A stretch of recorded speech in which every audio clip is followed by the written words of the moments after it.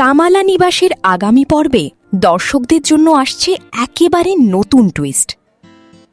ঝিনুকের বিয়ের আবহে আদিত্য, প্রীতি আর পল্লবীর মুখোমুখি হওয়া গল্পে তৈরি করছে আবেগঘন মুহূর্ত। ঝিনুকের বিয়েতে এসে নাচতে নাচতে আদিত্যর সঙ্গে দেখা হয় প্রীতির। আদিত্য অবাক হয়ে বলে, তুই এখানে? তোর আজকে ননদীর বিয়ে না? তুই সেখানে না গিয়ে এখানে কি করছিস?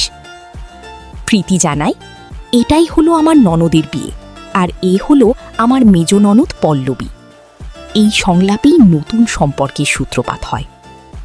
এরপর আদিত্য আর পল্লবী মুখোমুখি দাঁড়ায়।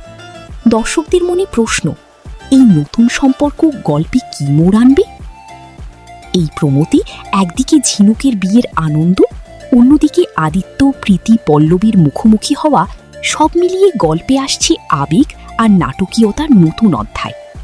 দর্শকরা এখন অপেক্ষায় এই সম্পর্কগুলো কোন পথে এগোবে।